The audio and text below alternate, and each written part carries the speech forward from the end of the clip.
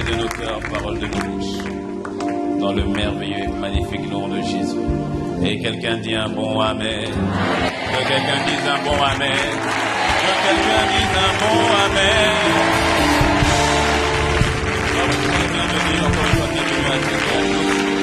Avant de prendre place, salue 3 personnes que tu ne connais pas.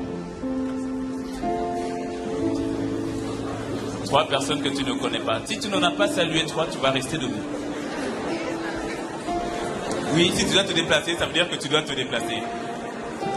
3 personnes que tu ne connais pas. Quelqu'un qui dit, ouh, moi je viens d'arriver ici, c'est la première fois, c'est facile pour moi.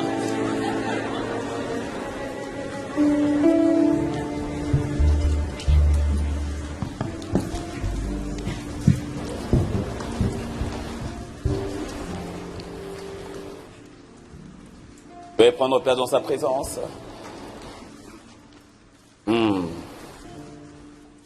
Impact conférence. Est-ce qu'il y a des jeunes dans la place?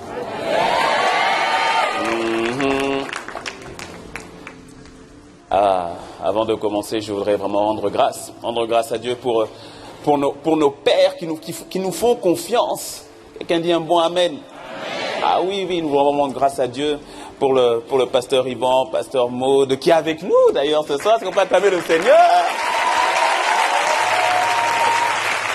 Hier, nous avons le Père, aujourd'hui, nous avons la Mère, gloire à Dieu. Quelqu'un dit, ça fait du bien lorsqu'on est encouragé comme ça, vous voyez, non? Quelqu'un dit un bon Amen. On va bénir le Seigneur pour tout le corps pastoral et qui, lorsque le pasteur André le disait, c'est vrai que lorsqu'on s'arrête un peu et on regarde d'où l'on vient, ce n'est pas un acquis lorsque vous avez des pères, des leaders qui vous font confiance et qui arrivent à voir le potentiel qui est en vous pour vous lancer. Quelqu'un dit un bon Amen. Et je tiens vraiment à bénir le Seigneur pour le pasteur André et pour son épouse Christelle. Pasteur André, nous on a nos codes à nous, mais ça restera entre nous. Hein, moto, ça va rester entre nous. Hein.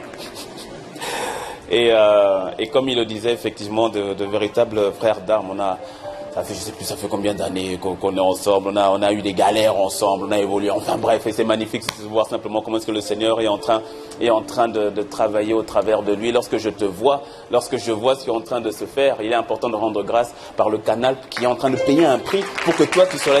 Tu peux me dire un mot Amen par rapport à ça? Et je pense aussi à tous les stars, à toute l'équipe du MGI, à toutes les stars qui payent un prix. Souvent sont les personnes, tu vois, ceux qui payent le plus de prix, c'est celles que tu ne verras pas. Je sais de quoi je parle parce qu'on est tous passés par là. Lorsqu'on travaille dans l'ombre, dis-moi un bon Amen.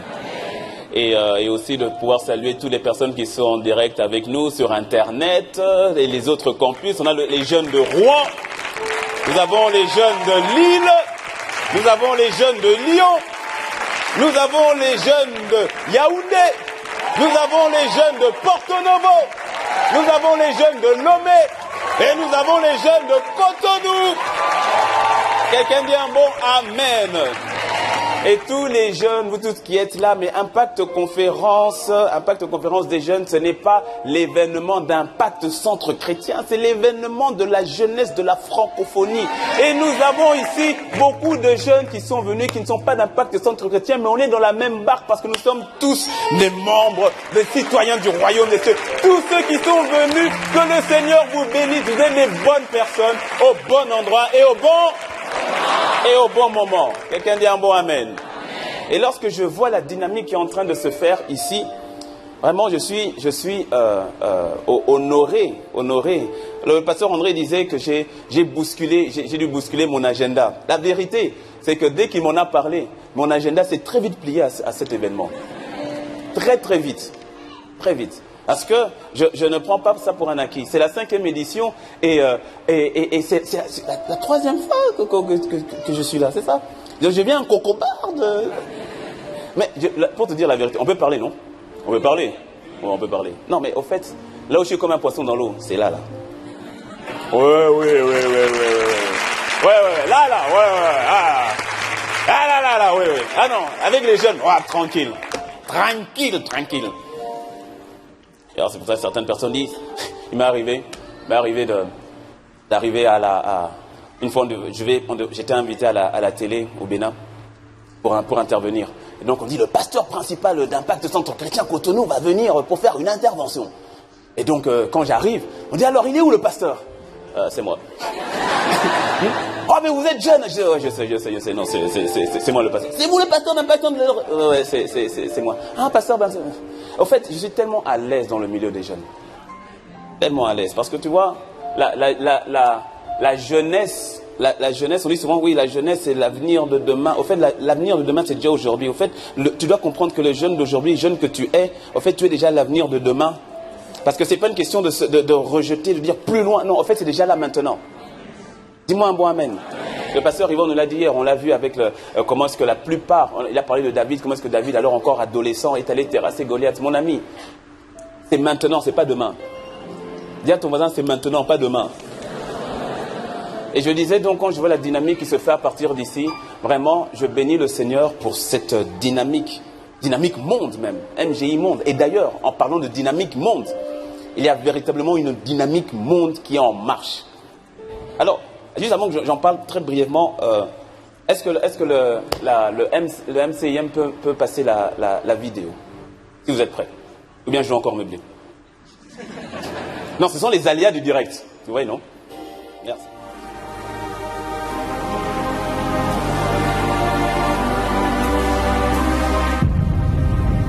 Il y a des événements qui provoquent en nous une sainte colère, qui nous poussent à sortir de la vie de métro, boulot, dodo, pour une vie meilleure.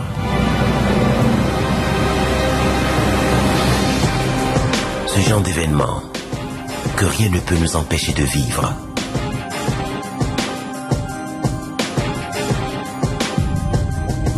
Ce genre d'événement pour lequel tu es prête à aller à l'autre bout du monde parce que ça en vaut vraiment la peine.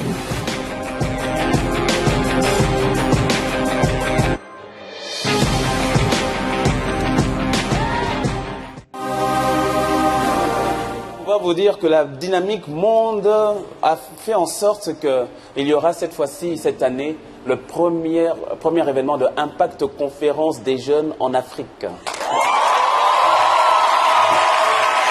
Quelqu'un dit un mot amen.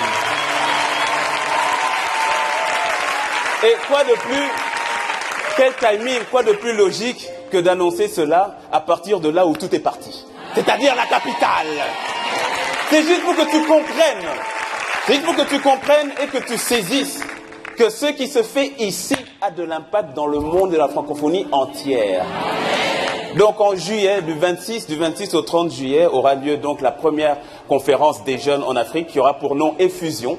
Effusion 2017, ce sera donc à Cotonou, au Bénin, du 26 au 30 juillet. Quelqu'un dit un mot amen. Voilà, et là j'envoie le message à tous ceux qui nous regardent en live, à Cotonou, à Lomé, à Yaoundé, à Porto Novo. Ça va être chaud. Et donc pour toutes les personnes, parce que voilà, c'est vrai que c'est par rapport à l'Afrique, à la jeunesse de l'Afrique de l'Ouest et de l'Afrique en général, mais à toutes les personnes qui sont intéressées en sortant, vous avez une plaquette comme telle, informative, pour toutes les personnes qui veulent prendre des vacances onctionnées. Des vacances onctionnées. Donc vous avez tous les détails sont dans la plaquette, je ne vais pas en dire plus. Procurez-vous la plaquette à la sortie. Il y a un numéro de téléphone, il y a une adresse email et on vous donnera tous les détails pour tous ceux qui veulent faire le déplacement. Mais premier arrivé, premier servi. Quelqu'un dit un mot amen. Amen. Ok. Dis avec moi, tout devient possible. Dis avec moi, tout devient possible. Et non, dis avec moi, tout est possible. À celui qui croit. Comme le pasteur Yvan l'a dit hier, je vais parler aussi avec le cœur. Je ne sais pas comment est-ce que demain se passera, la session de demain, mais là, j'ai senti d'abord de mettre je ne vais pas parler vraiment de base, mais de revenir sur des réalités que tu sais déjà. Ou pour quelqu'un, des réalités que tu vas découvrir. Le thème de mon message, c'est « Pense comme Dieu pense ». Pense comme Dieu pense. Alors, je vais essayer de parler le moins vite possible pour permettre au Saint-Esprit de pouvoir intégrer ce que je vais dire. Mets ta main sur ton front comme ça. Ferme les yeux. Dis avec moi, Saint-Esprit, je m'abandonne. Saint-Esprit, que ta parole me pénètre. Saint-Esprit, je ne veux pas d'un concept. Je ne veux pas d'une théorie. Je veux une rencontre avec toi et une transformation de ma vie. Je te dis merci. Dans le nom de Jésus. Amen.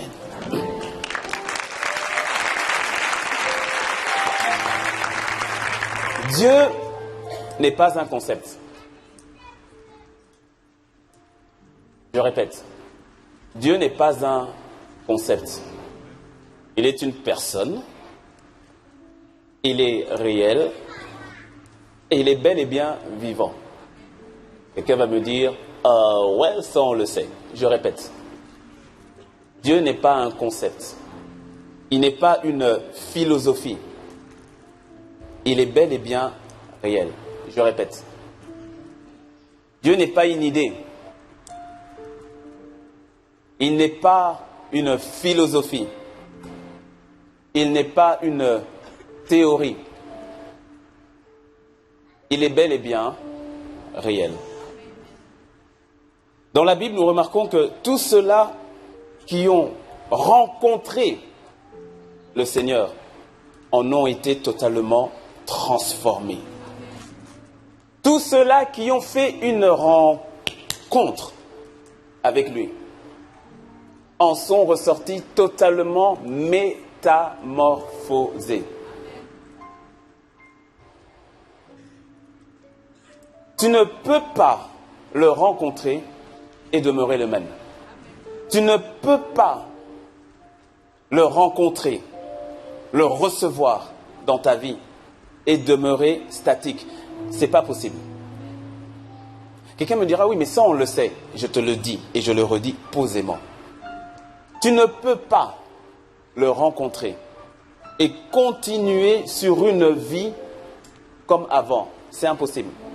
C'est ainsi que tu verras qu'au fait, beaucoup de personnes qui se disent chrétiennes, citoyens du royaume ou enfants de Dieu, allez, beaucoup non, ayons la foi, quelques personnes, au fait, pensent l'avoir saisi ou l'avoir rencontré. Mais ce n'est pas vraiment le cas. Ils ont eu une idée ou une information nouvelle, mais qui n'a pas véritablement emmené de transformation.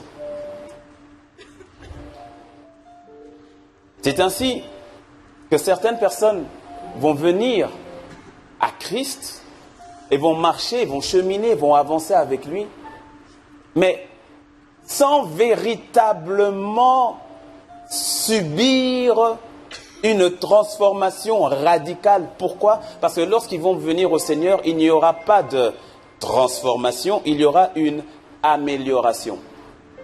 Et ce n'est pas la même chose. Dieu n'est pas venu pour t'améliorer.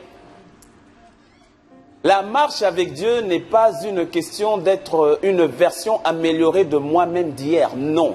Dieu ne vient pas améliorer. Il ne vient pas de toi faire de toi, tu étais une version V1, il fait de toi une version V2. Non. Il change la version. Il transforme. Tu vois, la transformation, lorsqu'on était à l'école, la transformation ou la métamorphose était illustrée par la chenille et par le papillon. C'est-à-dire que la chenille a son univers et le papillon a son univers. La transformation totale, c'est ça. Dieu ne vient pas de faire de toi une chenille plus forte, plus grosse, plus rapide. Il transforme, il change et sort de toi quelqu'un de nouveau. On appelle donc la nouvelle création. Est-ce que tu me suis ? Raison pour laquelle, je redis, lorsque tu as rencontré Dieu, tu ne peux pas être la même personne. C'est impossible. Il y a en toi, tout en toi change. Tu n'es pas une meilleure personne qu'avant, tu es une personne différente. Et c'est ce que le pasteur Yvan disait hier, lorsqu'il a parlé de la notion de la capacité de Dieu en toi. Parce que si tu ne comprends pas ça, tu vas être comme... Non, tu ne seras pas une chenille. Tu vas être comme une chenille qui va essayer de voler. Tu ne peux pas. La chenille ne peut pas voler. Il faut qu'il y ait une transformation pour que celle-ci devienne un papillon qui vole. Ne cherche pas à être une chenille volante. Ça n'existe pas. On est chenille ou on est papillon. La transformation doit être totale au-dedans de toi. Maintenant, la vérité, c'est que lorsque tu as donné ta vie à Christ, lorsque tu es venu au Seigneur, la vérité, c'est que tu es déjà une nouvelle création. Le problème n'est pas dans ce que tu es, le problème est dans ce que tu crois être. Ou bien dans ce que tu ne sais pas que tu es, ou bien dans ce que tu penses que tu serais, mais que tu ne sais pas que tu l'es. Si tu m'as suivi, tant mieux. Le fait, c'est que la nouvelle création que tu es, ce n'est pas toi qui le fais, c'est Christ qui le fait. C'est un fait, ce n'est pas une promesse, c'est un fait. Lorsque tu viens à Christ, que tu meurs à toi-même, tu lui donnes ta vie, il devient ton Seigneur, ton Sauveur, tu nais de nouveau. Donc tu deviens une nouvelle création. Ça, c'est un fait. Le problème n'est pas dans ce fait-là. Le problème est maintenant dans ton système de pensée. Parce que tu vois, le papillon qui continue à penser comme une chenille ne va pas penser à voler. Parce que le papillon a des pattes aussi. Le papillon continuera à ramper, à marcher. Le problème n'est pas de savoir si Dieu a fait de toi quelqu'un de nouveau. Le problème, c'est de savoir si ton système de pensée est aligné avec la nouvelle personne que tu es. Le véritable défi, il est à ce niveau-là. Romains 12, verset 2. Ne vous conformez pas au siècle présent, mais soyez transformés par le renouvellement de l'intelligence, afin que vous discerniez quelle est la volonté de Dieu, ce qui est bon, ce qui est agréable et ce qui est parfait. Je reprends. Ne vous conformez pas au siècle présent, mais soyez transformés par le renouvellement de l'intelligence, afin que vous discerniez quelle est la volonté de Dieu, ce qui est bon, agréable et parfait. C'est un passage que plusieurs nous connaissons, et c'est un passage que j'ai souvent lu. J'avais souvent lu, souvent médité, et même souvent exhorté, voire enseigné là-dessus. Jusqu'à ce qu'à un moment, le Seigneur m'ouvre un peu plus les yeux sur la profondeur qu'il y a dans ce passage. Je n'avais jamais fait la dissociation ou encore la séparation dans ce texte qu'il y avait entre la transformation et le renouvellement de l'intelligence. J'ai toujours fait pour moi le renouvellement, c'est-à-dire le renouvellement de l'intelligence était synonyme de transformation. Je faisais une sorte d'amalgame qui disait de toutes les manières, qui a l'intelligence renouvelée est forcément transformé. Et pourtant, ce n'est pas ce que la parole dit. Le Saint-Esprit, au travers de Paul, dissocie la transformation et le renouvellement de l'intelligence. Le renouvellement de l'intelligence, qu'est-ce que c'est? Le renouvellement de l'intelligence, il est manifesté lorsque tu es exposé à une révélation nouvelle de Dieu. Lorsque tu es exposé à une vérité nouvelle de Dieu. Lorsque tu la reçois, il y a un renouvellement dans ton intelligence, dans ta manière de penser. Une vérité que tu ne connaissais pas, qui maintenant devient accessible à ton intelligence. Et lorsque tu la reçois, donc il y a un renouveau. Tu vois les choses autrement. Dis-moi un bon amen. Amen. Par exemple, tu étais quelqu'un qui mentait. Pour toi, le mensonge était un réflexe. On te dit, qu'est-ce que tu as mangé? Même quand on te demande, qu'est-ce que tu as mangé aujourd'hui? Tu as mangé quoi aujourd'hui? Hein? Moi, aujourd'hui, j'ai mangé des frites, alors que tu as mangé du riz. Mais c'était un réflexe. Le mensonge, tu te rebondis comme ça. Ensuite, tu entends que c'est le diable qui est le père du mensonge et que toi, tu es le fils de Dieu. Donc, le mensonge ne peut pas faire partie de ta vie.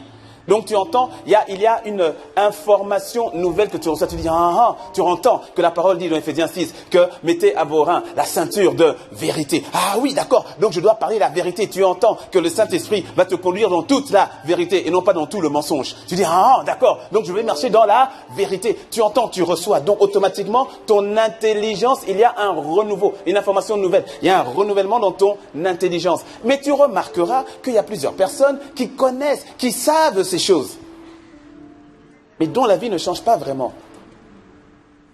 Ne baisse pas la tête, je ne parle pas de toi, je parle d'un voisin qui n'est pas venu aujourd'hui. Ils savent ces choses, c'est quelque chose qu'ils ont, c'est-à-dire il y a un renouveau, mais il n'y a pas forcément de transformation. Est-ce que tu commences à me suivre? Il n'y a pas forcément de changement, mais ils savent, et c'est très souvent, c'est le plus frustrant lorsque tu parles avec ces personnes. Parce que tu vois dans leur vie qu'ils ne vivent pas ce que Dieu dit, mais quand tu leur parles, ils te disent ce que Dieu dit. Qui sait de quoi je parle?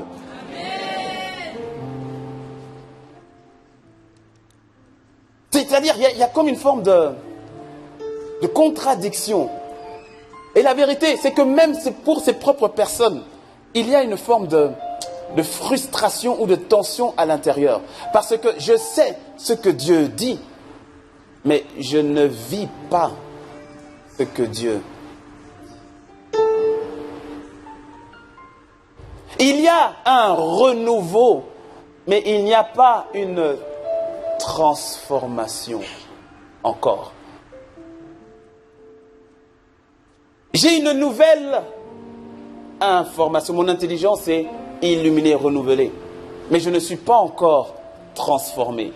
Je ressemble à un arbre qui est planté dans la bonne terre et qui occupe l'espace, le bon espace, mais qui ne porte pas encore du fruit. Je suis au bon endroit. J'ai la bonne parole. Je reçois les bons enseignements. Je reçois ces choses, mais je ne porte pas encore du fruit.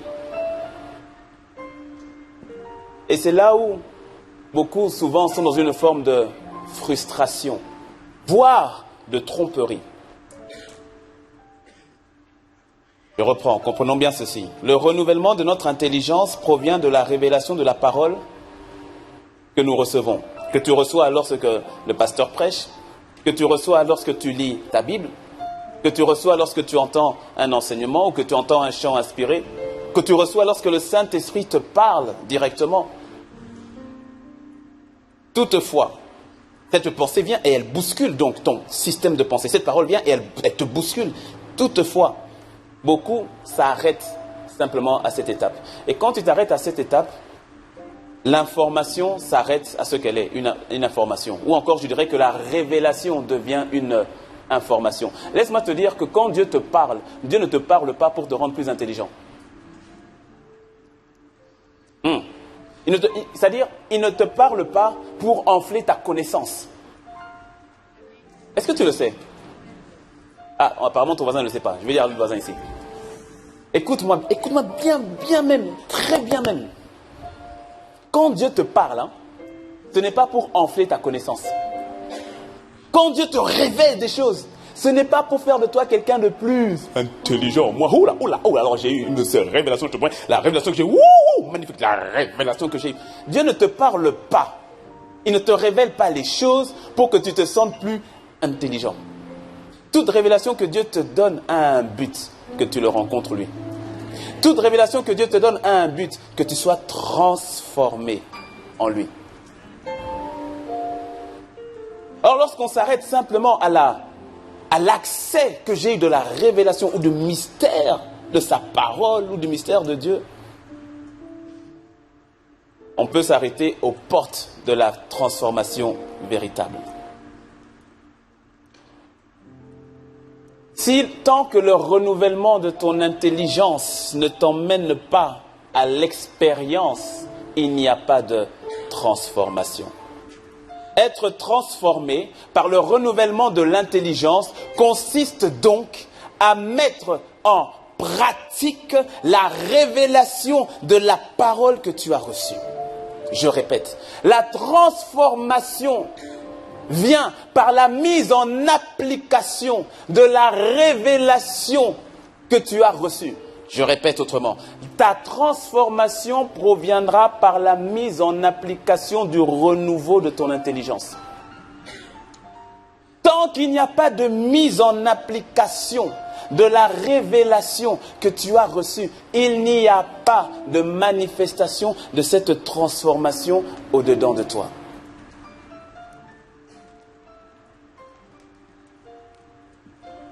Et laisse le temps à ton voisin de digérer un petit peu.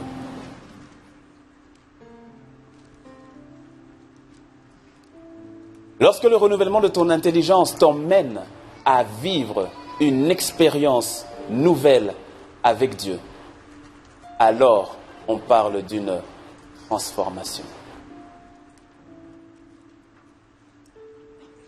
Un système de pensée qui a réellement été renouvelé va forcément conduire cette personne à une expérience nouvelle avec Dieu, qui sera synonyme de transformation de vie.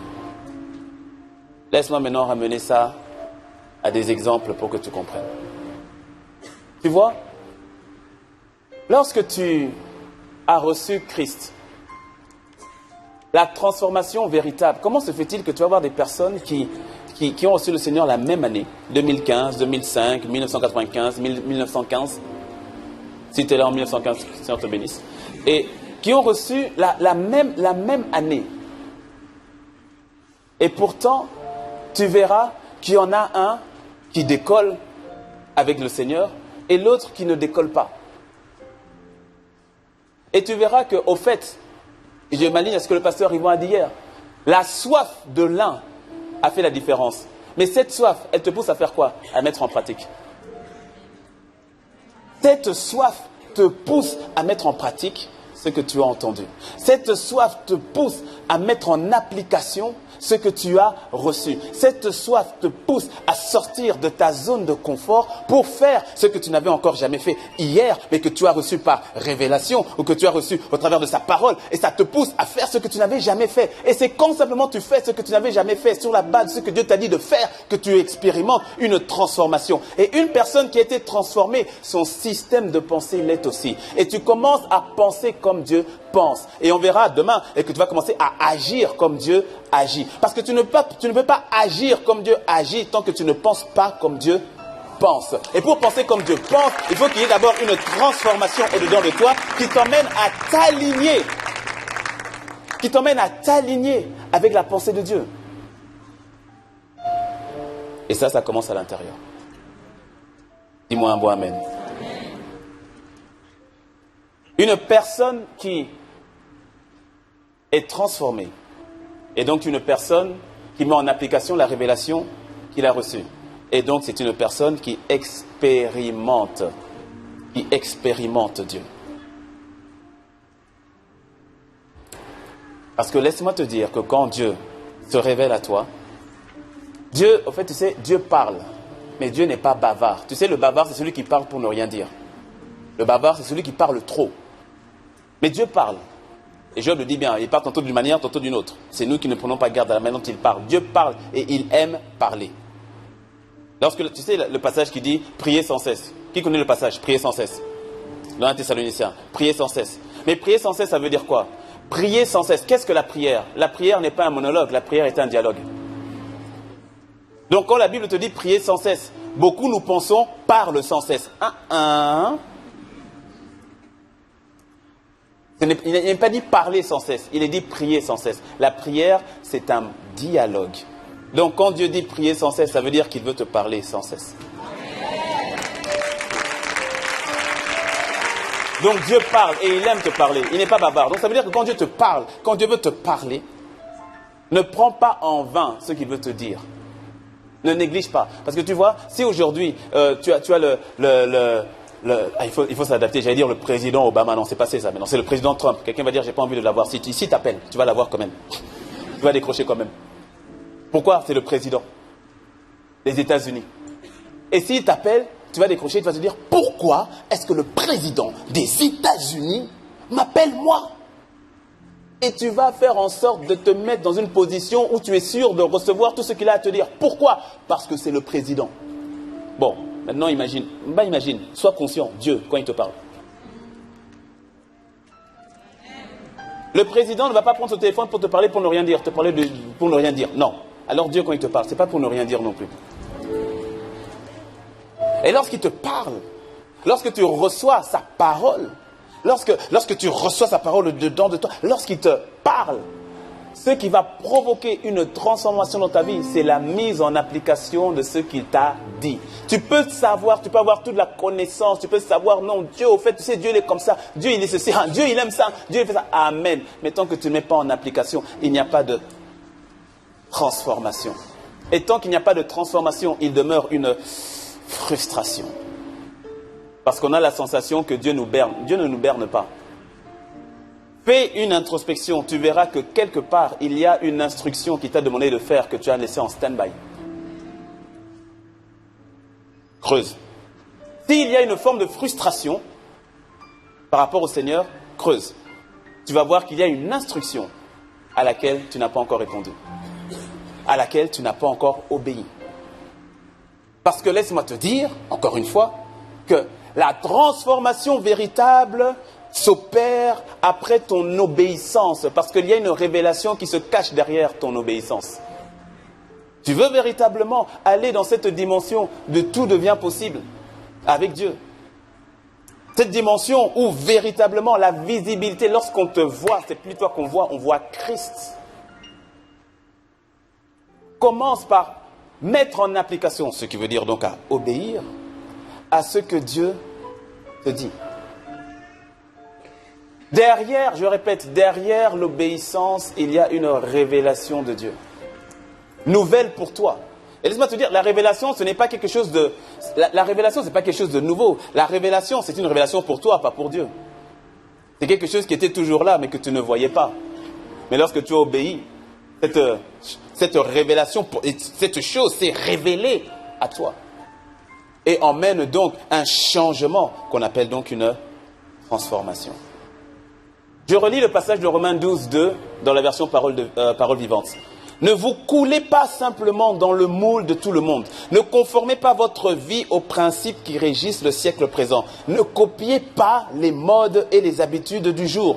Laissez-vous plutôt entièrement, laissez-vous entièrement transformer par le renouvellement de votre mentalité. Laisse-toi transformer. Ça veut dire ce que tu reçois dans le cœur, ce dont le Seigneur te met dans le cœur de nouveau de faire. Laisse-toi transformer en mettant cela en application. Laisse-toi transformer. Le Seigneur te dit, laisse tomber cette relation, ce n'est pas une relation pour toi dans cette relation. Laisse-toi transformer. Tu dis, oui, mais Seigneur, tu sais pas comment je vais faire et tout. Il n'y a que lui, personne ne m'aime. Si lui s'en va, on est là depuis 5 ans, depuis 10 ans, on est ensemble. Mais s'il me laisse, si je pars, mais comment je vais faire demain et deux? Seigneur, tu comprends pas ma situation. Tu ne vois pas et tout. Il te dit, laisse-toi transformer. C'est-à-dire, tu te rappelles hier ce qu'on avait avec le pasteur Yvan, la notion de faire confiance. Fais-lui confiance. Laisse-toi transformer. Laisse cette instruction que tu as reçue. Laisse-la prendre vie en toi et mets en application. Derrière, il y a une transformation. Tu étais chenille, tu vas devenir papillon. Laisse-toi transformer. Là, il y en a d'autres. À cause du mal qui m'a été fait, on m'a injurié, on m'a insulté, on m'a laissé, on a abusé de moi sexuellement, physiquement, verbalement. On a abusé de moi, mes parents, là, mon père, jamais, avec tout ce qu'il a fait. Il est impossible et tout cela. Tu viens au Seigneur et tu entends la douce voix du Saint-Esprit qui te dit, ma fille, laisse-toi transformer. C'est-à-dire, cette parole, lorsque tu entends, pardonne ton père, honore ton père, honore ta mère, tu dis, non, c'est trop difficile. Mais le Saint-Esprit te dit, laisse-toi transformer. Mets en application ce que mon esprit te dit. Mets en application. Derrière va se créer une transformation. Mais le problème, c'est que tu ne sais pas à quoi ça va ressembler, comme la chenille et le papillon. C'est deux mondes différents. C'est totalement différent. C'est deux univers totalement différents. Complètement. Parce que tu vois, la chenille va devoir maintenant penser comme un papillon. Il est impossible à une chenille de quitter ici et de se retrouver au Portugal. Et pourtant, un papillon peut le faire. Parce que un papillon peut voler 2000 km. Alors que la chenille, pour la chenille, c'est impossible. Mais pour le papillon, ça devient possible. Qu'est-ce que tu me suis?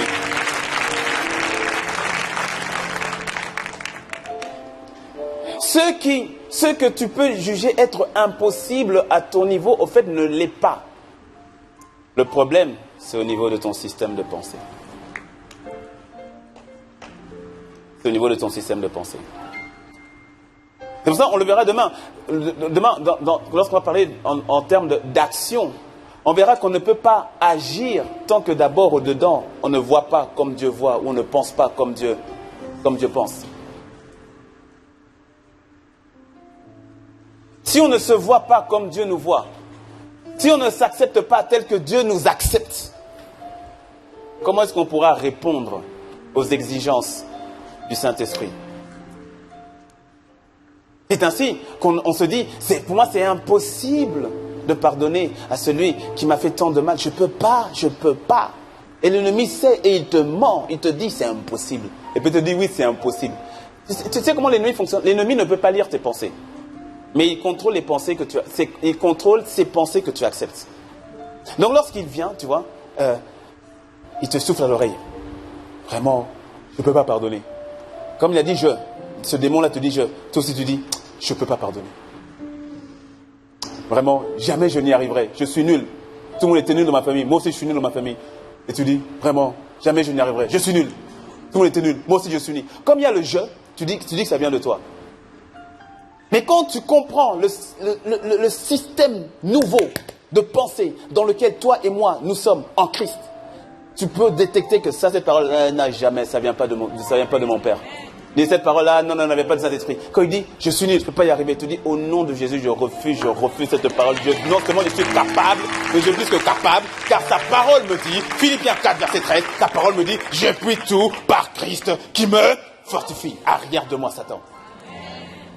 Je reviens vraiment à ce que le pasteur Yvon a dit. Sois quelqu'un qui soit imprégné de sa parole. De telle manière que lorsque la tentation vient, quand l'ennemi vient, il te dit ceci, cela, tu le rétorques avec la parole, qui est l'épée de l'esprit. Se laisser transformer. Et ça m'emmène à ce point qui fait que tu dois comprendre que l'ennemi, connaissant cela, fait tout, et là je parle à la jeunesse en particulier, il fait tout pour embrouiller tes pensées. Comment? En te distrayant le plus possible, entre autres. Il n'y a pas que ça, mais entre autres. Il va t'emmener à mettre toute ta pensée là où elle ne devrait pas être. J'avais déjà dit ici la dernière fois, je pense. Vous pouvez poser la question... je ne pense pas qu'il y aura d'atelier sur la musique cette année. Peut-être, non, je pense ça. Mais je viens sur la musique, par exemple. J'ai déjà donné ce témoignage à l'époque. On peut poser la question, oui, mais pasteur, c'est écrit où dans la Bible c'est un péché d'écouter Jay-Z. Il est où Dis avec moi système de pensée. Lorsque l'ennemi arrive à infiltrer en toi ces graines de pensée qui t'emmènent à penser différemment de ce que la Bible dit de penser, il a gagné. Non, dans ta vie, il a échoué. Dis-moi amen. Dans ta vie, il a échoué. Mais oui, parce que regarde, tu viens à Christ et tu dis, waouh Seigneur, j'offre, comme dit Romains 6, j'offre mes membres comme des instruments de justice. C'est à toi, c'est pour toi. C'est fini, la vie d'impudicité est finie. Je me préserve pour mon mari, je me préserve pour ma femme, par amour pour toi. Dis-moi amen. Oui, tu le fais par amour pour lui et par crainte de lui. Et tu dis, je me préserve, Seigneur. J'attendrai le bon mari. J'attendrai la bonne femme. Mais en même temps, dans ton iPhone, dans ton Samsung, dans ton téléphone, dans ta voiture, tu entends constamment des paroles qui te poussent à faire le contraire. On fait quoi? Fais-moi un zouk là. Fais-moi un zouk. Comment t'as enchaîné de rapidement comme ça? Mon gars, t'es suspect, hein? Non, vas-y, vas-y. Vas-y, fais-moi un bon son là. Constamment dans ta voiture, c'est ce que tu écoutes. Constamment, tu vois. Pourtant, t'as dit non, je veux me garder chaste, hein. Mais tu entends constamment. Depuis que t'es parti, oh, tu m'as manqué. Dis-moi quand est-ce que tu reviens, regarde mon lit. Il ne manque que toi, quand je sens ton parfum. Oh, ton doux parfum. Tu me manques. Tu me manques.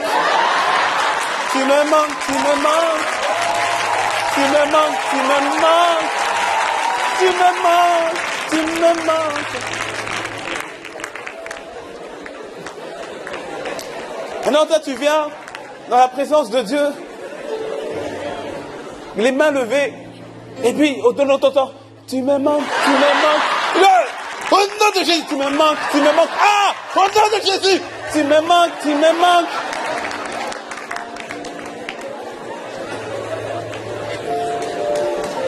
Pardon, faut.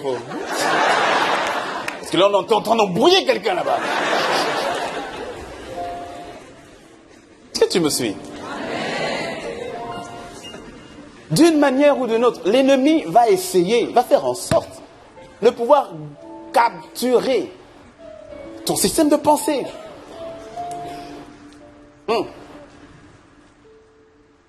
Parce que, et ça, je vais bientôt terminer, je vais terminer là-dessus, parce que tu vas comprendre que l'ennemi, au fait, a peur de toi. Ouh là là. L'ennemi a peur de toi. Je vais expliquer dans quelques instants. Mais d'abord que tu comprennes que ton système de pensée, l'ennemi essaye de pouvoir injecter en toi toute forme de pensée négative. Lorsque il fait en sorte d'emmener, tu sais, Dieu emmène à les bonnes personnes pour toi. De la même manière que Satan a aussi les mauvaises personnes pour toi. Alors lorsqu'il met une mauvaise personne dans ta vie, ou bien de mauvais amis dans ta vie, des amis qui seront toujours là, en train de parler mal contre l'autorité.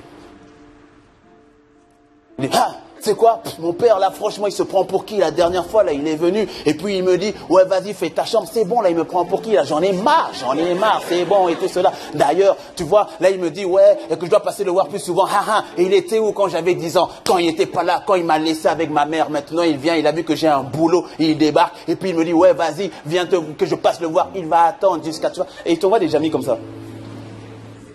Et tu es là-dedans. Et au-dedans de toi, ça crée toujours une forme d'amertume, de rébellion au-dedans de toi. Pourquoi? Parce qu'il t'envoie des personnes qui sont toujours rebelles face au professeur, rebelles face à l'autorité, rebelles face au président, rebelles face au pasteur, rebelles. Au-dedans de toi, sans te rendre compte, tu deviens aussi rebelle.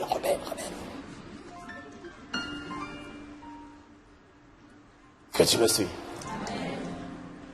Et surtout, si c'est une sœur qui n'a pas été délivrée de cette rébellion, quand elle rentre dans le mariage, aïe. Aïe, caramba. Quand elle rentre dans le mariage, c'est compliqué. Compliqué. Le mari va, chérie, qu'est-ce qu'il y a à manger?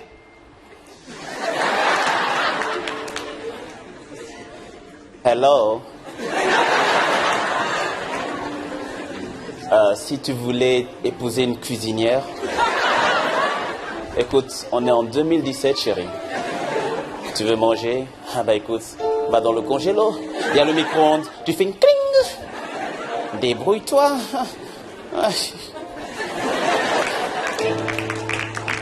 C'est compliqué.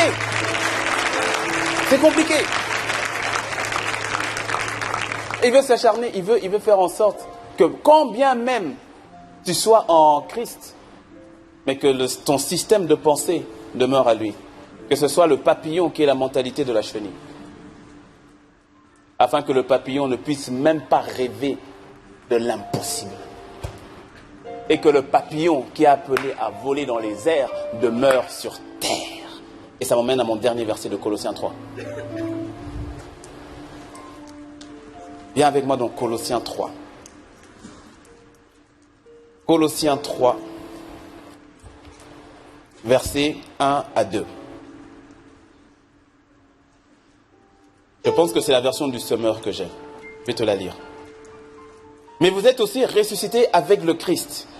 Recherchez donc les réalités d'en haut. La Bible, la version Louis II dit « Aspirez aux choses d'en haut ». La version du Semeur, je l'ai pris la version du Semeur pour que tu comprennes. Recherchez donc les réalités d'en haut.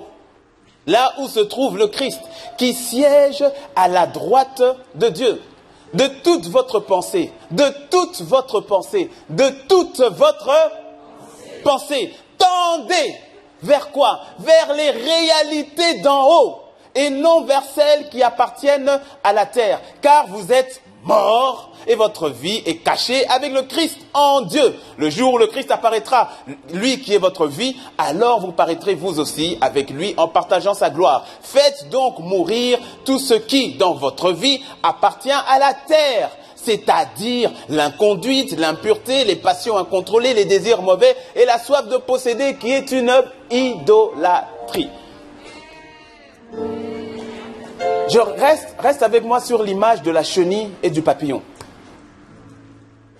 Dieu dit, au travers de l'apôtre Paul dans Colossiens, Dieu dit, le Saint-Esprit te dit, parce que tu es ressuscité avec Christ. Ce qu'on a dit, parce que tu es une nouvelle création. Les choses anciennes sont passées. Toutes choses sont devenues nouvelles. Je suis ressuscité avec Christ. Parce que c'est le cas, alors recherche quoi? Les réalités d'en haut. Recherche les réalités d'en haut. Mais tu vois, il est dit, parce que tu es ressuscité. Et c'est là, il n'y a pas, peut-être l'un des problèmes, c'est que il n'y a pas de résurrection sans mort. Ok, ils n'ont pas compris. J'ai dit, il n'y a pas de vie de résurrection si au préalable, il n'y avait pas eu une mort. Souvent, le problème, c'est qu'on est encore trop vivant. Bien que mort, ça fait des morts vivants. Si donc vous êtes ressuscité avec Christ, sous-entendu, vous êtes mort au préalable, aspirez donc aux réalités d'en haut. Aspirez aux réalités d'en haut.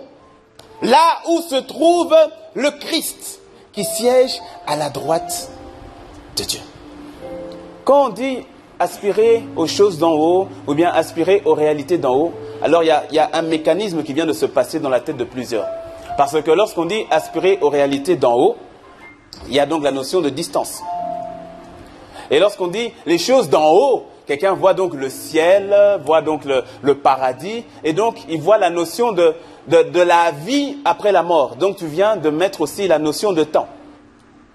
Donc lorsqu'on voit ce passage, on le comprend souvent sous l'angle qui emmène la notion de temps et la notion de distance. Or, ces deux notions, dans l'éternité, n'existent pas. Dans le monde spirituel, il n'y a pas la notion du temps, comme toi et moi nous la connaissons. Et dans le monde spirituel, il n'y a pas la notion de distance, comme toi et moi nous la connaissons. Ce sont deux notions, deux facteurs qui n'existent pas dans le spirituel. Donc, tu dois comprendre ce passage comme suit. Quand la Bible dit « aspirer aux choses d'en haut », et c'est pour ça que le Semeur le dit bien, c'est-à-dire de rechercher les réalités d'en haut. C'est de ça dont il s'agit. C'est-à-dire, sois conscient de ta nouvelle nature, et ce qui veut dire donc d'un royaume ou encore de la réalité spirituelle dans laquelle tu es déjà. Pas dans laquelle tu seras, mais dans laquelle tu es déjà.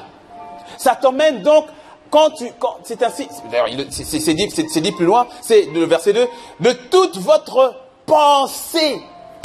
Est-ce que tu me suis? De toute votre pensée, tendez vers les réalités d'en haut, de toute votre pensée. Tendez vers les réalités d'en haut. Que ta pensée tu deviens tellement conscient de la réalité de Christ ou encore de la réalité du surnaturel, de la réalité du divin, de telle manière que tu penses comme Christ pense, afin que demain on va le voir, que tu puisses agir comme Christ agit. Mais tu dois d'abord être conscient de cette réalité. Laisse-moi, j'atterris, laisse-moi l'exprimer. Est-ce que tu sais que là où tu es assis sur ta belle chaise rouge, est-ce que tu sais que tu es là, mais que tu es là-bas aussi?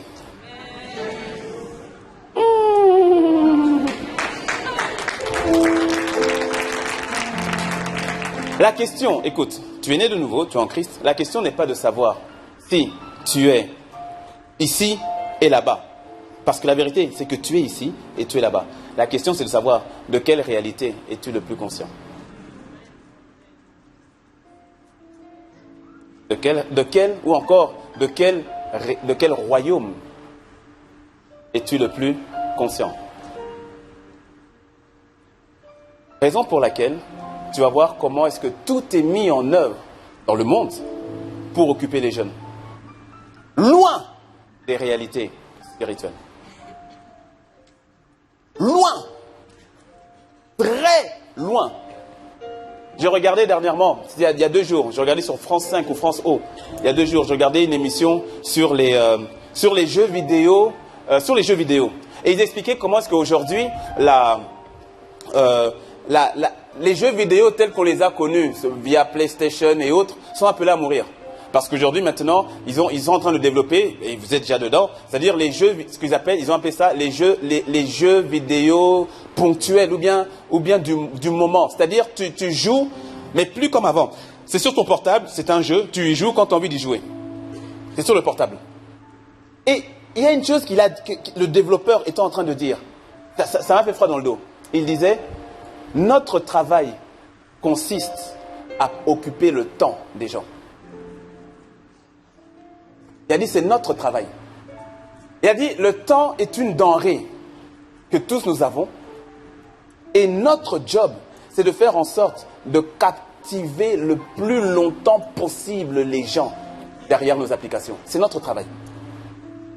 Et il disait, normalement, c'est un gars du marketing. Quand il a dit ça, ça m'a fait froid dans le dos. Eh bien, regarde aujourd'hui. Hier, au moins, si tu voulais passer du temps devant la télé, il faut aller devant au moins la télé, grosse PlayStation ou grosse console. Bon, si tu as connu à l'époque NES, Nintendo, là, avec les manettes A, B. Il n'y avait que A et B. Donc, où sont les anciens? Nintendo, NES. Ah, ils sont là. Un Zelda fatigué, là. C'était pas les Zelda d'aujourd'hui ou... Non, c'est les Zelda fatigués, là. Mario Bros. Ça, c'était... Non, c'est bien. Quand tu veux faire Mario Bros, c'est ça? C'est un dangereux. Hein, aujourd'hui, dans ta poche, c'est bon. Nous avons tous des smartphones. Non, va pas jeter ton smartphone. C'est pas ce que j'ai dit. Je suis en train de te faire réfléchir. De t'emmener le plus possible à la réalité, c'est-à-dire de te garder à la réalité du terrestre ou encore à la réalité de la chenille et t'empêcher de voler comme le papillon, de pouvoir aller découvrir des milliers de kilomètres ailleurs que là où tu es. Technique de l'ennemi. Si donc vous êtes ressuscité avec le Christ, aspirez. Et c'est là que tu vas voir que quand tu aspires à la réalité spirituelle, la position dans laquelle tu es déjà, quand tu aspires et que tu es beaucoup plus conscient de cette réalité, les perspectives sur ta vie commencent à s'ouvrir. La notion de et on va le voir demain, la notion de la mission, de la dimension divine, la mission, la raison pour laquelle Dieu t'a suscité, t'a créé, tout cela commence à prendre un sens. Tu commences à voir que, tu vois, parce que quand tu n'as pas la réalité des choses célestes ou encore des choses divines, de la perspective spirituelle, alors quand bien même tu es dans ton emploi du moment, quand bien même tu es en train de faire tes études, mais tu regardes simplement les perspectives que te donne Pôle emploi. Tu ne regardes que les perspectives que te donne la conjoncture actuelle. Tu regardes que les débouchés que te donnent tes diplômes. Tu ne vois pas plus loin. Pourquoi? Parce que tu es emprisonné dans la sphère terrestre. Parce que le système de pensée à ce moment-là est limité. Et donc c'est comme un aigle qui a tout le potentiel de voler, mais qui se retrouve enfermé dans un poulailler. Que cela ne soit pas ton partage dans le nom de Jésus. Lorsque tu commences à être conscient de la réalité divine ou encore de la réalité céleste, tout à coup tu commences à voir les perspectives de ce monde autrement. Tu commences à ressentir les battements de cœur que Dieu a mis en toi. Tu commences à rêver grand. Tu commences à rêver au-delà des 4 murs dans lesquels ton intellect t'avait bloqué, t'avait arrêté. Lorsque tu commences à être plus conscient de la réalité céleste, de la perspective divine, tout à coup, tu as la sensation qui te pousse véritablement des ailes. Si bien que ceux qui sont autour de toi commencent à te traiter un peu de fou ou de folle. Si quelqu'un sait de quoi je parle, dis-moi un bon amen. Mais qu'est-ce qui se passe? C'est simplement que tu as commencé à voir ce que tes yeux naturels ne voyaient pas. Tu as commencé à entendre ce que tes oreilles naturelles ne pouvaient pas entendre. Et c'est que ça t'a emmené à ressentir des choses que tu ne ressentais pas avant. Et qui vont t'emmener, on va le voir demain, à faire des choses que jamais tu n'aurais faites avant. Parce qu'il y a eu une transformation. À cause du fait que tu es lambano, tu as reçu cette parole et que tu l'as mise en application. L'ennemi a tellement peur de la jeunesse qu'il cherche à l'embrouiller.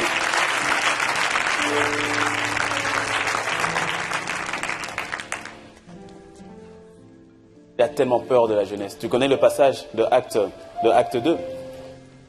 Le passage de Acte 2, verset 16-18. Il dit... C'est Pierre qui parle lorsqu'il y a eu l'effusion du Saint-Esprit. Et ensuite, il dit, on dit oui, ils sont ivres, ils ont bu. Et Pierre parle, il dit non, ils n'ont pas bu. Il est 9h du matin, vous aussi, ils n'ont pas bu. C'est pas ça. Il dit, mais c'est ici ce qui a été dit par le prophète Joël. Et ce passage, tu le retrouves aussi dans l'Ancien Testament. Tu le retrouves dans Joël 2. Et tu le retrouves dans Acte 2. Laisse-moi te dire, quand tu vois un passage qui est dans l'Ancien et dans le Nouveau, mon ami, c'est un principe spirituel.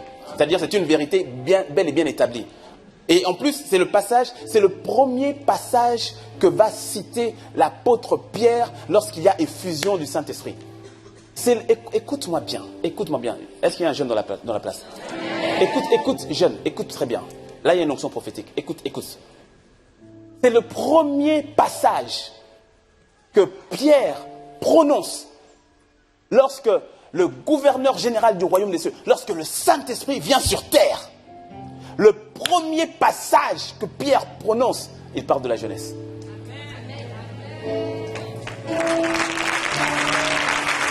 Avec tous les passages qui se trouvent dans l'Ancien, le premier, il parle d'un passage qui parle de la jeunesse. Dans les derniers jours, dit Dieu, je répandrai, et bien sûr, on parle du Saint-Esprit d'abord, je répandrai de mon esprit sur toute chair. Vos fils et vos filles prophétiseront. Vos jeunes gens auront des visions et vos vieillards des songes. Qu'est-ce que ça veut dire? Ça veut dire que, tu vois, Dieu a parlé. C'est écrit. Le diable est au courant. Raison pour laquelle il dit, il faut que je décime cette jeunesse. Pourquoi? Parce que parmi eux, il y a des filles qui doivent prophétiser. Il y a des hommes qui doivent prophétiser. Parce que parmi eux, il y a des gens... Ça veut dire quoi prophétiser? Vos fils, ils vont prophétiser. Vos jeunes gens, ils auront des visions. Ça veut dire quoi? Le prophète, qu'est-ce que le prophète? Le prophète, c'est celui qui est le porte-parole de Dieu. Le prophète, c'est celui qui annonce ce qui doit arriver. Le prophète vient et il dit, voici ce que Dieu va faire. Voici ce que Dieu va mettre en application. Et il dit, et les jeunes gens auront des visions. C'est-à-dire que parmi les jeunes, il y a des personnes qui prophètent, qui annoncent, qui reçoivent de Dieu. C'est-à-dire qu'ils sont connectés aux réalités spirituelles, qui voient ce que Dieu est en train de faire. Ils sont en train de ressentir ce que Dieu est en train de faire pour le pays, ce qu'il est en train de faire pour la nation, ce qu'il est en train de faire pour la famille. Ils reçoivent cela et ensuite ils viennent comme des porte-paroles. Voici ce que Dieu va faire. Voici ce que Dieu va accomplir. Le Saint-Esprit dit, je veux utiliser les jeunes. Il dit, mais non, vos jeunes gens auront des visions. C'est-à-dire, on va mettre en application ce que Dieu a dit qu'il va faire. Le diable, il voit ça, il dit, quoi? Exactement de la même manière lorsqu'il savait que le libérateur devait arriver. Le libérateur doit arriver. Moïse doit arriver. Et on ne sait pas où il est. On va tuer tous les enfants. Pourquoi? Pour atteindre Moïse. Le roi des Juifs doit naître. Et Hérode dit quoi? Il doit naître et tout. Il est où? Oh, on ne sait pas. Quoi? Tous les enfants de moins de 2 ans. Tuez-les. Pourquoi? Afin simplement de tuer le roi des Juifs. Afin de tuer Jésus. Des prophètes doivent sortir des jeunes. Ils doivent sortir où? On ne sait pas. Quoi? Toute la jeunesse. Liquidez-la. Mais il a échoué dans le nom de Jésus. Dis-moi un bon amen. Il a échoué. Parce qu'il y a sur ta vie, sur ma vie, sur nos vies, il y a une onction prophétique. Là, il dit dans les derniers jours, nous sommes dans ces derniers jours. Il dit dans les derniers jours, dans les derniers temps, je répandrai de mon esprit sur toute chair. Vos fils, vos filles prophétiseront, ils annonceront ce que j'ai dit que j'allais faire. Je ne vais pas passer par les vieux, je ne vais pas passer par les gens, je vais passer par les jeunes, je vais passer par eux. Cette jeunesse qui va faire, qui va transformer les choses. Il savait. Raison pour laquelle il se déchaîne tellement sur la jeunesse. Il se déchaîne avec la dépravation sexuelle. Il se déchaîne avec les gangs, avec les guerres. Il se déchaîne avec la drogue. Il se déchaîne. Pourquoi? Parce qu'il sait que c'est dans les jeunes, tu vois. Les jeunes, c'est peut-être 50% de la population mondiale. Mais à vrai dire, c'est 100% de l'avenir de l'humanité. Parce que les leaders de demain, ce sont les jeunes d'aujourd'hui.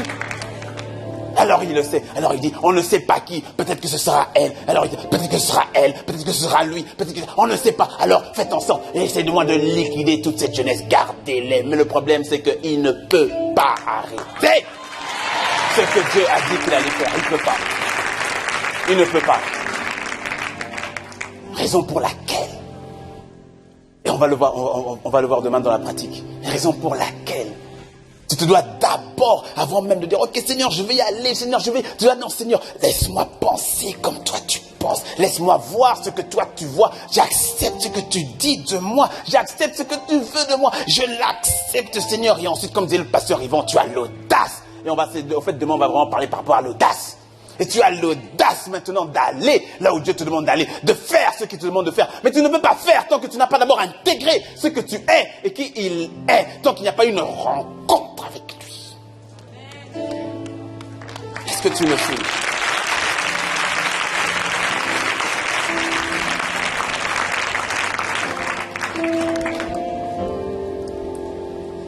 Exhorter un jeune frère dernièrement, je ne sais plus si c'est à Cotonou, à Lomé.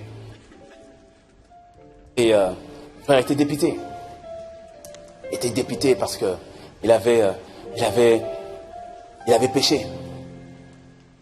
Il avait péché, il était dépité, il était désarçonné, découragé. Ah, pasteur, vraiment, regarde, je fais ça, il fait ça, je fais ça. Je l'ai écouté. Un jeune. Et puis il voulait tout arrêter. Et même qu'il avait parfois des pensées pour se supprimer et tout ça. Il dit, écoute, est-ce que tu es conscient que c'est une attaque de l'ennemi? Mais non, pasteur, je dis, écoute, je te dis que c'est une attaque. Parce que le jeune, je le vois, je le connais. Je sais que le Seigneur veut l'utiliser de manière forte. Je dis, c'est une attaque de l'ennemi. Je lui dis, l'ennemi a peur de toi. C'est pour cela qu'il veut t'emmener à tomber dans la dépression. Il veut t'emmener à tomber dans le découragement, voire même à tomber dans les pensées de suicide. Il a peur de toi. Je lui dis, l'ennemi a peur de toi. Je lui dis, tu sais, je suis passé par là moi aussi. Donc ça veut dire, je suis passé par là moi aussi. J'avais 25 ans, j'écrivais, je me rappelle très bien, j'étais en train d'écrire, j'écrivais dans mon cahier, j'avais des cahiers, des journaux que je maintenais. Et j'écrivais, et là-dedans j'étais en train de dire, je me parlais à moi-même. Je disais, Teddy, en temps 2005, de mémoire, 2004 ou 2005, j'écrivais, je disais, Teddy, si tu lis ces lignes et que tu es toujours en Christ, franchement, c'est que Dieu existe. J'étais né de nouveau depuis 97 ans. Mais là, je suis en train de toucher le fond. J'ai dit, si tu lis ces lignes et que tu es toujours en Christ, franchement, c'est que Dieu existe. Parce que là, je suis sur le point de tout abandonner. Je suis sur le point de tout lâcher. Je veux tout lâcher. Je suis fatigué. Je suis fatigué. Tu vois, ce que j'aime avec Dieu, c'est cette diversité. Quelqu'un comme le pasteur Yvan nous démontre qu'il est possible de donner sa vie au Seigneur et de ne plus jamais tomber. C'est-à-dire de ne plus jamais reculer et d'aller toujours en avant. C'est possible. Dis avec moi, c'est possible. Oui. Donc le propos, parce qu'il dit, non, bon, dans la vie avec Dieu, tu es obligé de monter, descendre. Et puis un jour, tu verras, ça ira mieux. Non, c'est pas vrai. Ton système de pensée. C'est possible que quand tu as donné ta vie au Seigneur radicalement, ce que je viens de dire par rapport à la transformation, changement radical, et tu vas de l'avant. Dis-moi un bon amen. Et puis il y en a d'autres qui sont allés comme ça, et puis poum, ils sont écroulés. Mais comme disait toujours le pasteur Yvan, si tu es tombé 7 fois, le plus important c'est que tu te relèves 8 fois. Non. J'étais sur le point d'abandonner. Mais il y avait quelque chose, tu sais, il y avait quelque chose au-dedans de moi. Il y avait une flamme. Il y avait une petite flamme, je ne pouvais pas l'expliquer. Il y avait une petite flamme qui disait, ne lâche pas. En plein dans la boue du péché, quelque chose me disait, ne lâche pas. Répands-toi, reviens, ne lâche pas, reviens, ne lâche pas. Et il y avait cette pensée qui venait. Mais à l'époque, j'y croyais pas. C'est après, des années après. Mais à l'époque, j'y croyais pas. Cette pensée qui disait, c'est l'ennemi. L'ennemi a peur de toi. Il a peur. C'est pour cela. Il veut te mettre hors course. Il a peur. Je dis, non, mais qu'est-ce que tu racontes? L'ennemi, laisse-moi tomber. Tu vois pas que, non, mais laisse-moi un truc de spirituel là. Tu vois, je galère là. C'est comme. Il y avait une petite flamme. Elle était petite. Mais elle s'évanouissait pas. Elle était petite. C'est le Saint-Esprit qui maintenait.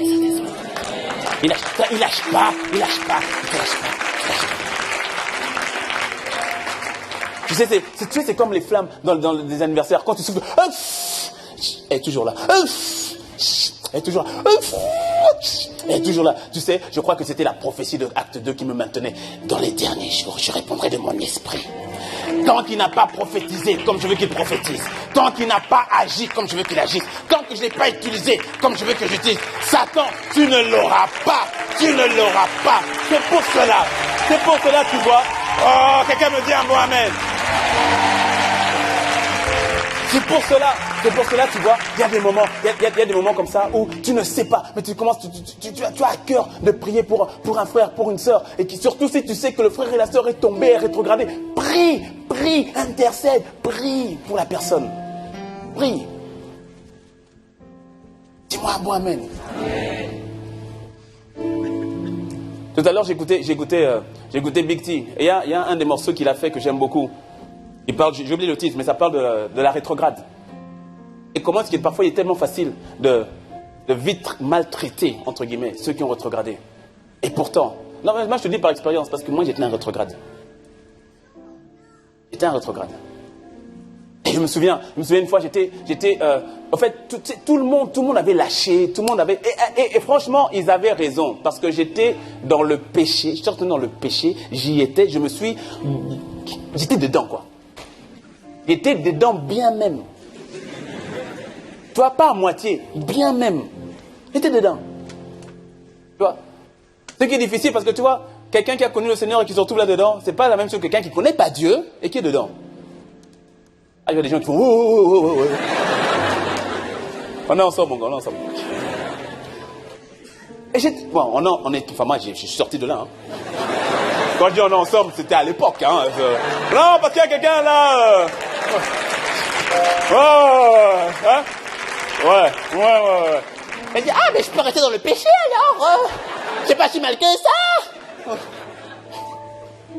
Et je me souviens, ce jour-là, j'étais tout le monde avait lâché et a raison. Parce qu'en même temps, tu sais, quand c'est comme ça, je voulais plus d'aide. Non, m'aidez plus, laissez-moi mourir. Et j'ai un ami qui lui n'avait pas lâché prise. Je me souviens, il m'appelle au téléphone. Et au téléphone, il essaye pour la énième fois de m'exhorter, de me ramener sur le droit chemin. Il dit, ouais, t'es dit, tu sais, là, blablabla. Pendant qu'il parle, il me saoulait. Mais bon, par respect, je voulais pas raccrocher. Et il parle, et puis au moins, je m'endors au téléphone. Oh. Et puis, je me réveille. Et il était toujours au téléphone. Et au téléphone, je l'entends, il est en train de prier pour moi. Il dit, Et puis, je lui dis, mais on te dit, toi aussi, pourquoi tu fais ça, toi aussi. Et je tombais bien bas. Mais je comprenais qu'en fait, il y avait un combat. Parce que l'ennemi te voyait. Il disait, impossible, il ne faut pas que ce gars-là, que ce petit-là, il arrive et tout, un jour, en avril 2017, en train de secouer quelqu'un. Il ne faut pas que celui-là, qui soit envoyé au Bénin là-bas et qu'il y ait des milliers de personnes qui viennent au Seigneur. Il ne faut pas qu'il soit envoyé là-bas. Tu vois, moi, je ne le voyais pas. Je ne voyais pas tout ça. Quand j'étais dans le pays, je ne voyais pas tout ça. Mais dit, non, jamais, c'est pas possible. Vos fils et vos filles prophétiseront. Dis-moi un bon amen. On va se lever. Et ce système que tu vois les choses comme Dieu les voit. Que tu vois les choses comme Dieu les voit.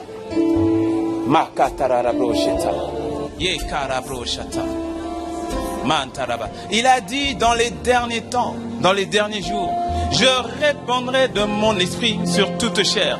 Vos fils et vos filles prophétiseront. Parle à Dieu, parle-lui.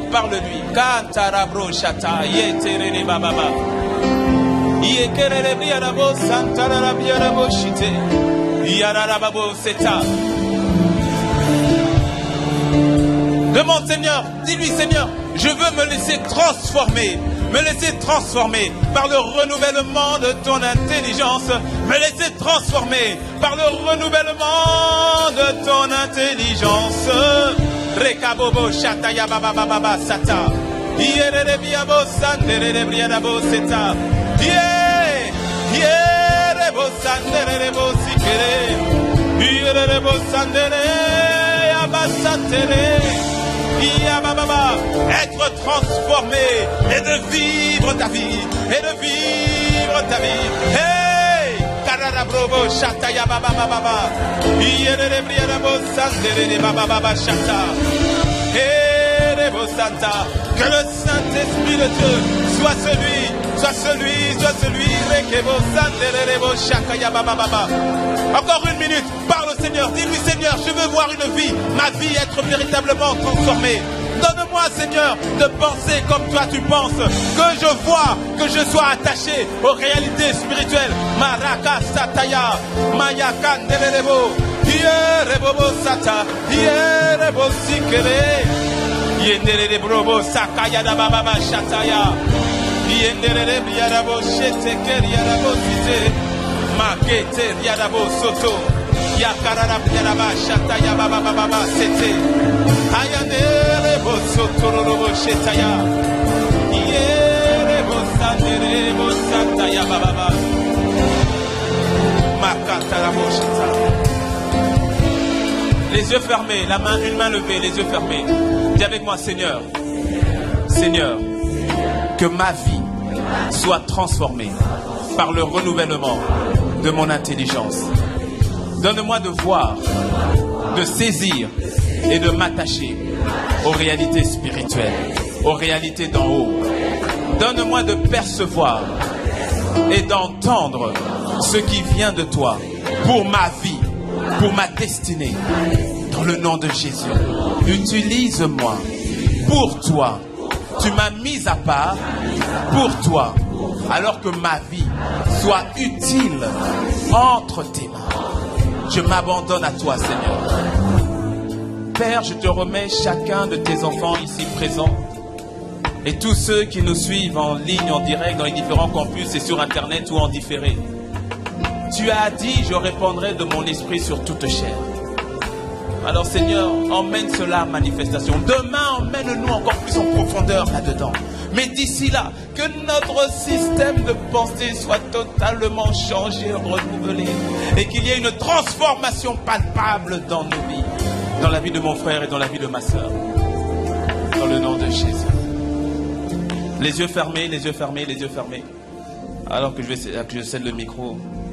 Les yeux fermés, les mains baissées. Les yeux fermés, les mains baissées. La tête baissée en signe de révérence à Dieu. Il n'y a même pas de renouvellement d'intelligence si au préalable il n'y a pas de changement de nature. Je l'ai dit, marcher avec Dieu, vivre avec Dieu, ce n'est pas une amélioration. Ce n'est pas le fait simplement de faire de bonnes actions. Laisse-moi peut-être choquer quelqu'un. Être en Christ, ce n'est même pas le fait de ne pas pécher d'abord. C'est pas ça. Ça, c'est une conséquence. Mais tu peux faire de bonnes actions, mais pourtant être inconnu de lui. Tu es ici, tu n'as jamais donné ta vie à Jésus. Ne regarde pas au fait que tu ailles à l'église, peut-être, c'est pas ça. Ne regarde pas au fait que tu aies été baptisé quand tu étais enfant, c'est pas ça. Ne regarde pas au fait que tu es catholique, évangélique, protestant, c'est pas ça. Ou bien tu es ici et tu n'as jamais vraiment, tu comprends pas peut-être les choses de Dieu. Il y a des choses que j'ai dit, tu n'as pas tout saisi. C'est pas grave, mon ami, moi qui te parle, j'ai pas tout saisi non plus.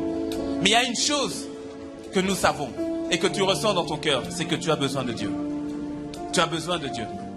Et la vérité, c'est que Dieu est venu vers toi par Jésus. Tu es ici, tu n'as jamais donné ta vie à Jésus comme ton Seigneur et comme ton Sauveur. Il n'y a pas de meilleur moment que maintenant pour faire ce pas-là. Ta vie véritable, elle est en lui. Ce n'est pas la vie que tu vis. Ce que tu recherches véritablement, c'est en lui. Les yeux fermés, la tête baissée. Tu n'as jamais fait cette prière et tu veux faire cette prière. Tu veux que je prie pour toi. Lève la main là où tu es maintenant. Lève la main là où tu es, distinctement. Que le Seigneur te bénisse. Lève distinctement. N'aie pas honte, n'aie pas honte. Lève distinctement. Que le Seigneur te bénisse, que le Seigneur te bénisse. Sur Internet, dans les campus aussi, vous levez la main et les responsables de campus, les pasteurs de campus qui sont là, vont prier avec vous. Levez la main. Levez, vous êtes nombreux. Je vois plusieurs mains qui se lèvent. Plusieurs mains qui se lèvent. Gloire à Dieu. Lève la main distinctement. N'aie pas honte. N'aie pas honte. N'aie pas honte. Nous gardons les yeux fermés. Garde la main levée. Nous gardons les yeux fermés. Je te demande un dernier effort. Un dernier effort. Ça ne va pas prendre beaucoup de temps, mais c'est important. Prends tes affaires, viens devant. Prends tes affaires, viens devant. On va prier pour toi. Viens devant, n'aie pas honte. Venez, vous êtes nombreux. Venez devant. On encourage nos bien-aimés, on encourage nos bien-aimés. Venez. Il n'y a pas de décision plus importante que celle-là. Il n'y a pas de décision plus importante que celle-là. Venez devant. Venez. Oh, on encourage. Regardez. Oh, regardez, ils sont nombreux. Oh, est-ce qu'on peut acclamer le Seigneur pour nos bien-aimés? Acclamer pour nos bien-aimés. Waouh.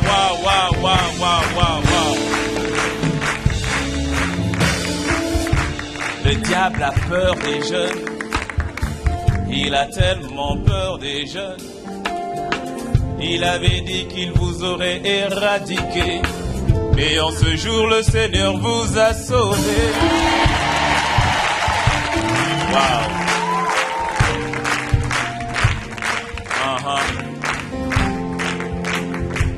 Il n'y a pas de décision plus importante que celle-ci. Et dans cette magnifique présence, et aussi avec les campus, et nous avons encore 10 jeunes sur Internet qui ont répondu à l'appel.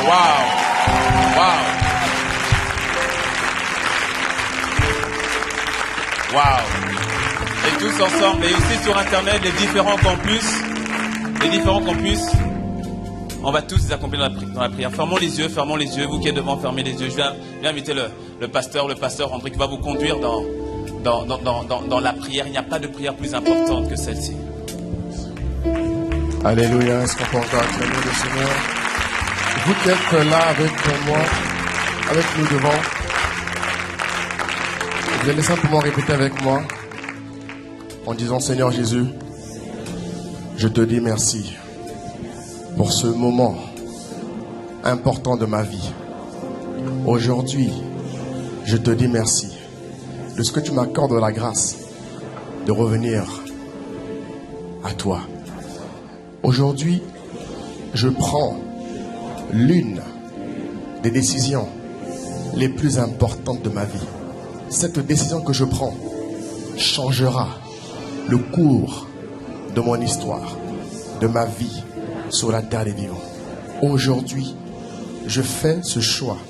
Je prends la décision de marcher avec toi, de te connaître.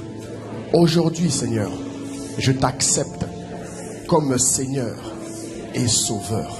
Aujourd'hui, je te recommande ma vie. Je m'abandonne entre tes mains. Sois le Sauveur de ma vie dans le nom de Jésus. J'ai ainsi prié avec action de grâce. Amen, amen. Amen, amen. Est-ce qu'on va acclamer le Seigneur? Alléluia. Je vais à présent prier. Je vais prier pour vous. Comme le pasteur Teddy a dit, le diable a lamentablement échoué sur vos vies. Et je vous assure qu'à compter d'aujourd'hui, par la grâce de Dieu, vous ne rétrograderez pas. Vous allez connaître une percée, une accélération dans le nom de Jésus-Christ. Le diable ne vous ravira plus de la main de Jésus. Dans le nom de Jésus. Alors vous qui êtes avec nous, qui connaissez déjà le Seigneur, qui est en Christ, vous allez simplement étendre vos mains. D'ailleurs, je vais demander à tous les jeunes d'Impact, même sur Internet, tu vas étendre ta main et tu vas libérer une parole de bénédiction. Une parole de bénédiction pour mon frère et ma soeur qui est là avec moi. Libère une parole, une seule parole, une seule parole. Étant donné que nos paroles sont esprit et vie, mon frère, ma soeur, les paroles que nous allons libérer vont les propulser, les garder en Christ. Alors libère une parole, ne reste pas sans te, libère une parole, Mama Yandere Bobo Sokoro Bobo Shika.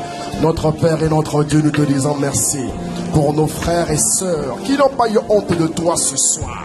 Ils ont pris la décision la plus importante de leur vie. Merci de ce que dans le nom de Jésus-Christ, Père, ils ne sont et ils ne seront plus jamais ravis de la main de Dieu. Merci de ce que, Père, ta main demeure étendue sur leur vie. Merci de ce que l'amalgame, la confusion, la disgrâce, la honte n'est plus leur partage. Merci de ce que tu réécris l'histoire de leur vie. Merci de ce que maintenant, Père, ils pratiquent, ils vivent la vie chrétienne victorieuse. Merci de ce que tu es le chemin, tu es la vérité et tu es la vie pour mon frère et ma soeur ici présents. Merci de ce que, à compter d'aujourd'hui, Seigneur, nul ne tiendra devant eux tant qu'ils vivront. Merci de ce qui ne manquerait, ils ne manqueront de rien parce que tu es le bon berger et tu prendras soin d'eux. Merci de ce que tous les jours, Père, ils surferont sur les bontés, les faveurs et les grâces que tu renouvelles chaque matin. Merci de ce que le bonheur et la grâce les accompagnent tous les jours de leur vie. Et maintenant, Seigneur, ils avaient entendu parler de Dieu, mais maintenant, eux-mêmes, ils attesteront, ils certifieront, ils proclameront le nom du Seigneur Jésus-Christ. Et ils feront connaître à tous les peuples l'évangile de Christ. Et par leur vie, un nombre incalculable de personnes viendront à Christ parce qu'ils le sont et ils seront la lumière du monde et le sel de la terre. Merci de ce que, Père, ils ne mourront pas de manière prématurée, Seigneur, mais ils vivront et ils raconteront les œuvres de l'éternel, de Dieu dans leur génération. Gloire te soit rendue, te disant merci pour ce que tu es, pour ce que tu fais. C'est dans le nom de Jésus que nous t'avons prié avec action de grâce. Amen, amen, amen. Est-ce qu'on peut acclamer le Seigneur? Je ne t'aime pas, qu'est-ce qu'on peut acclamer le Seigneur? Il y a de la joie dans le ciel. Le ciel est en fête parce qu'il y a plus d'une personne qui est revenue dans la maison du Seigneur. Alors on acclame, on acclame, on acclame. Alléluia. Alors on me dit de préciser aux bien-aimés qui ont accepté le Seigneur sur Internet, après avoir cliqué, merci de remplir le formulaire afin que nous puissions vous recontacter. Et vous également qui êtes avec nous, nous voulons prendre quelques minutes de votre temps, ça ne prendra pas plus de 5 minutes. On veut simplement prendre vos coordonnées afin que nous puissions vous tendre la main, vous montrer comment est-ce qu'il est possible de vivre la vie chrétienne victorieuse aujourd'hui. Alléluia, afin que vous vous sentiez en famille, parce que nous sommes réellement une famille, nous ne voulons pas... Ici, à ICC, on dit qu'on est ensemble, mais on est ensemble veut être une vérité et non un slogan. Alors nous voulons prendre quelques minutes de votre temps. Je vous prie donc de rejoindre mes bien-aimés qui sont à ma gauche, afin que nous puissions prendre vos coordonnées. Est-ce que nous pouvons acclamer le Seigneur pendant qu'il rejoigne nos bien-aimés? On acclame le Seigneur, on acclame Jésus. Alléluia, on acclame, on acclame, on acclame. Que Dieu vous bénisse, que Dieu vous bénisse. On acclame le Seigneur. Gloire à Dieu. Seigneur, nous te disons merci pour ta parole. Merci pour ta parole. Ah, mon Dieu. Merci de ce que tu nous accordes la grâce de comprendre que Romains 12:2 est l'un des secrets incontournables de la vie chrétienne victorieuse.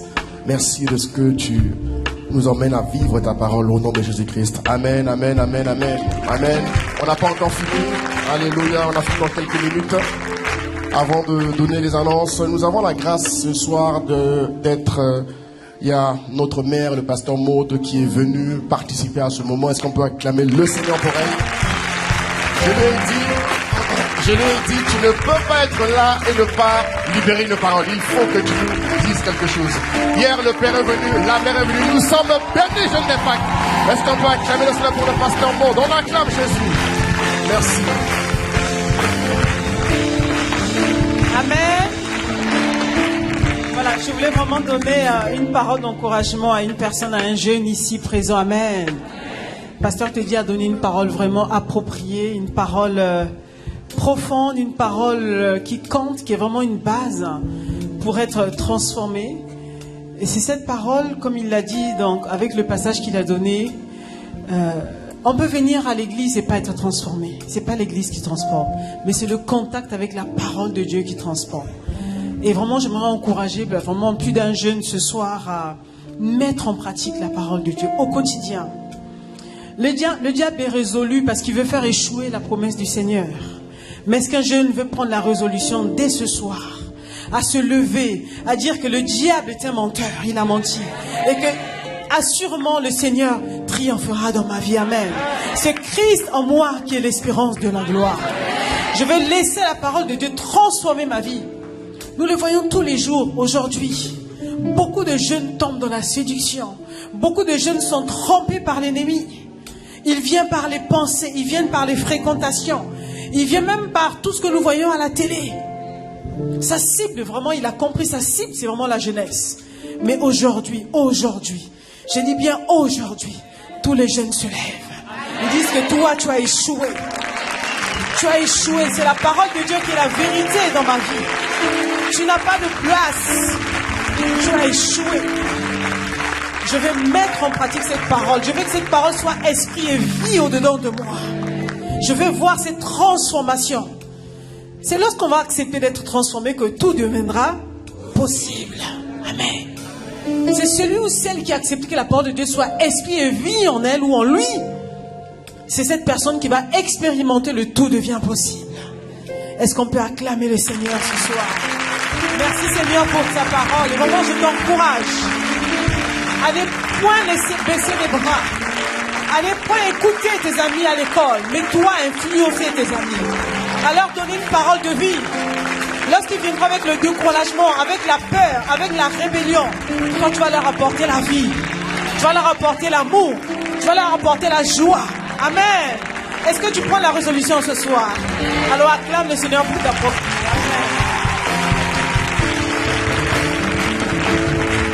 Alléluia. Amen. Nous allons clôturer.